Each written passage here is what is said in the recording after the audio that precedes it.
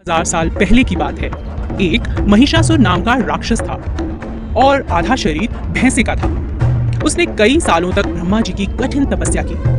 एक दिन ब्रह्मा जी प्रसन्न हुए और उन्होंने उससे कहा, हे महिषासुर, मैं तुम्हारी तपस्या से अति प्रसन्न हूँ। मांगो जो वरदान मांगना है। महिषासुर ने कहा, हे प्रभु, मुझे ऐसा वरदान दीजिए कि इन तीनों लोकों में किसी भी देवता या मानव के द्वारा मेरी मृत्यु ना हो सके। ब्रह्मा जी, ऐसा ही होगा। महिषासुर बहुत घमंडी और अत्याचारी था। उसने देवताओं पर आक्रमण किया। उन्हें युद्ध में हराकर उसने उनके क्षेत्र पर कब्जा कर लिया। सभी देवता महिषासुर के उत्पात से बहुत परेशान हो गए।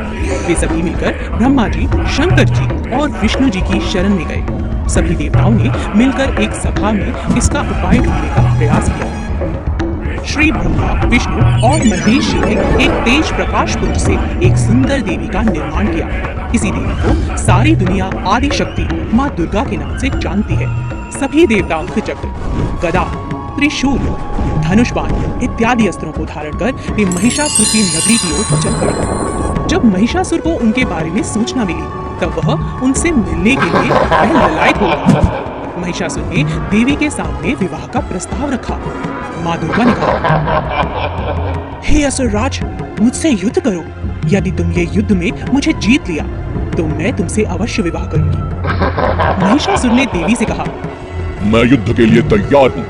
महिषासुर और माँ दुर्गा के बीच युद्ध प्रारंभ हुआ। महिषासुर काम, क्रोध, मद, लोभ और मोह के अधीन हो चुका था। उसका विवेक नष्ट हो चुका था। दुर्गा माँ और महिषासुर के बीच 10 दिनों तक घमासान युद्ध हुआ। दोनों तरफ से शस्त्रों का प्रहार जारी था। माँ दुर्गा स्वयं आदि शक्ति का अवतार थी। उन्होंने महिषासुर के हर शस्त्र प्रहार को नाकाम कर दिया। दूसरे दिन देवी माँ ने महिषासुर का वध कर दिया और देवताओं की रक्षा कर दी। सभी देवता अति प्रसन्न हुए और माँ दुर्गा पर पुष्प बरसाने लगे। उनकी जय जयकार करने लगे। तब से हिंदुओं ने नवरात्रि का त्योहार मनाना शुरू किया। हम नवरात्रि में जगत जननी माँ दुर्गा की पूजा करते हैं, उनकी आरती गाते हैं